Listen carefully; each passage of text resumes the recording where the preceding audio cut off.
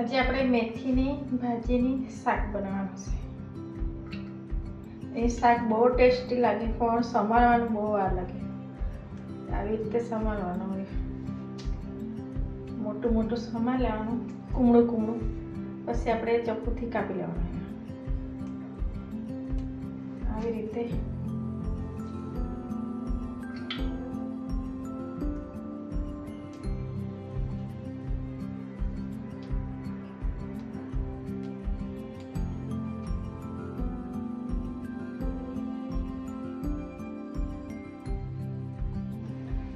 ભાજીને આપણે સમારી લીધું. આટલી ભાજી નીકળી. હવે એને આપણે કાપી લઈશું. અને આટલા તો પાકા પાકા અને મૂળા નીકળ્યા આટલા. અને આ ભાજીને હવે આપણે કાપી લઈએ નાની નાની. હા, એ રીતે કાપી લઈએ.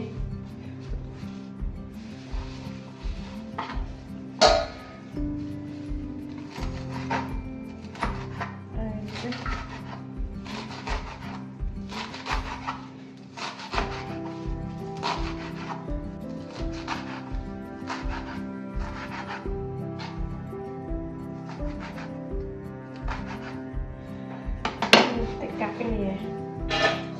આખી ભાજીને મેં કાપી કાઢી. હવે એને ધોઈ કાઢું બરાબર 2-3 વખત. ને પછી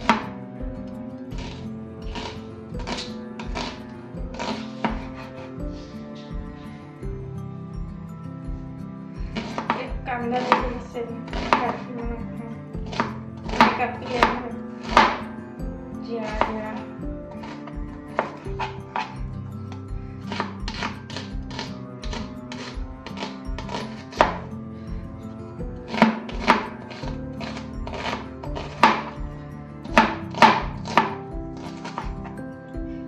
કાંદા કાપી લીધા. હવે એક ટામેટું કાપી. એક જ કાંદા ને એક જ ટામેટું કાપી.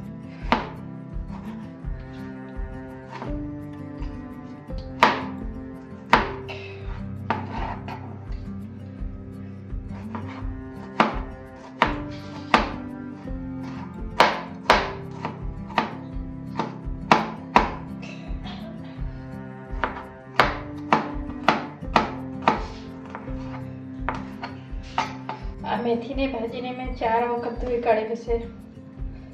એક એમાં માટી બહુ રહી. શાક તો ટેસ્ટી લાગે પણ. અને મેથીની ભાજીને આપણે વટાણા મિક્સ બનાવવાના છે.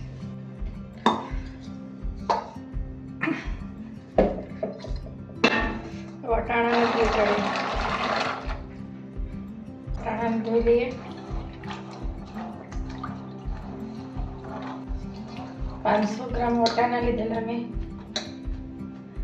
સોલી કાઢેલા છે. વિડીયો બહુ લાંબો થઈ જાય તો મેં અલગથી સોલી જ કાઢ્યું છે. એના સોલેલા એના વિડીયો નહીં લીધેલા. વટાણા ધોવાઈ ગયા.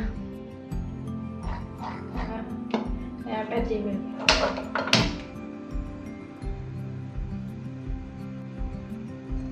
થોડું તેલ નાખી.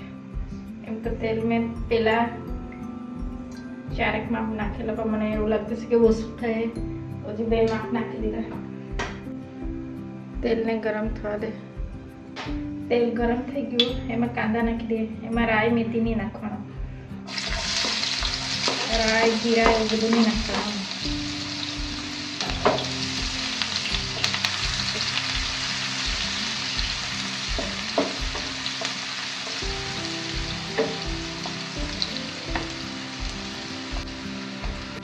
કાંદા ગુલાબી થઈ ગયા. એમાં આપણે લાલ મરચું લીલા મરચું નાખવું. લાલ મરચું લીલા મરચું નાખવું. આદુના પેસ્ટ મોટા મોટા વાટી કાઢેલા છે મેં ખલમાં. આ લીલા મરચાં બી વાટી જ કાઢેલા છે ખલમાં.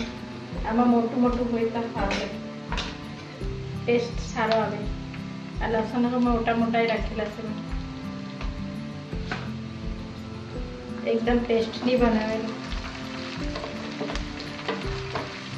આને બી શેકી લેવાનું બરાબર. આ ગરમ મસાલા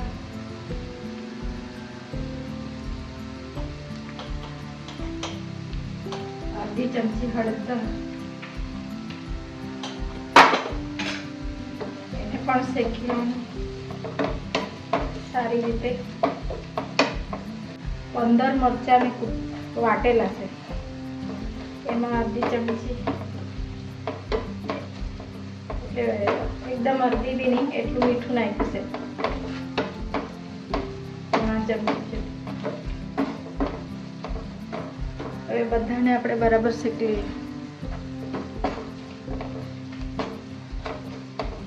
હવે ટામેટ નાખીએ, 1 ટામેટ કાપી લીધું.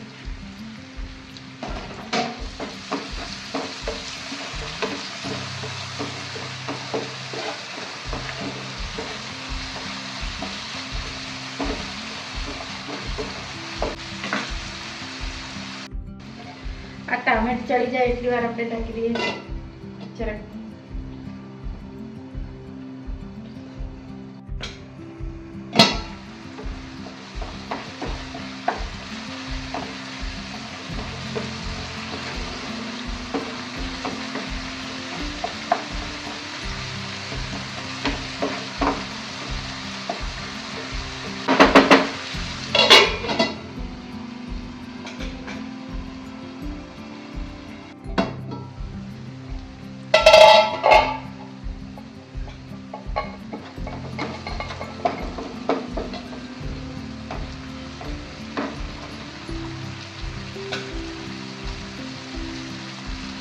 ટામેટો ચડી ગયા તો હવે વટાણા નાખી દઈએ.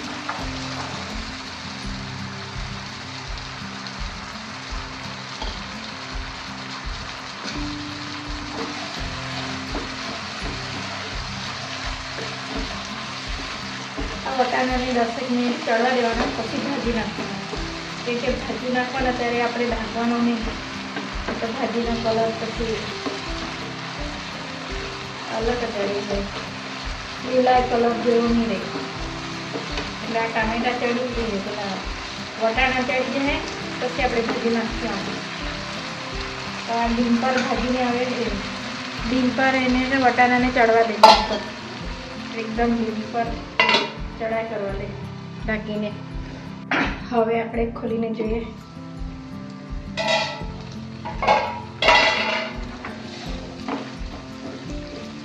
વટાણાને ચડી ગયા. હવે આપણે ભાજી નાખીએ. વટાણાને 10 મિનિટ જેવા લાગેલા છે ચડ.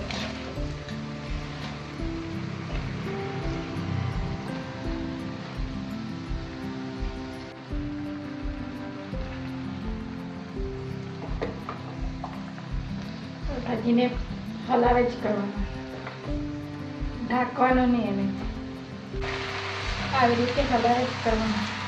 આવી રીતે તમે બનાવીને ખાઓ તો વારંવાર બનાવી ખાઓ, એટલી ટેસ્ટી લાગે ભાજી. હવે તો શિયાળા ચાલતું છે, તો હવે ભાજી બહુ મળે અને વટાણામાં સસ્તા મળે, વટાણામાં બહુ મળે. બંને વસ્તુ સસ્તી શિયાળામાં જરાક સસ્તી થઈ જાય, વધારે નહીં તો જરાક તો સસ્તી થઈ જાય. એટલે જેટલું ખવાય તેટલું ખવાય બનાવીને. અને બહુ ટેસ્ટી લાગે. આ વટાણાવાળી મેથીની ભાજી બહુ ટેસ્ટી લાગે. એક વખત તમે બનાવીને ખાજો તો તમે કહે કે સાચે બહુ ટેસ્ટી લાગતું છે. અમે આવી રીતે જ બનાવીને ખાઈએ.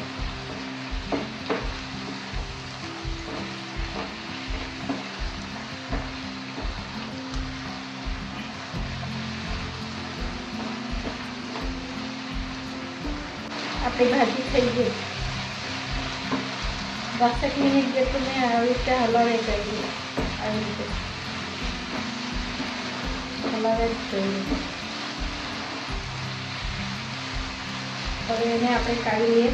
હવે એને ગેસ બંધ કરી દઈએ. આપણે કાઢીએ. આપણે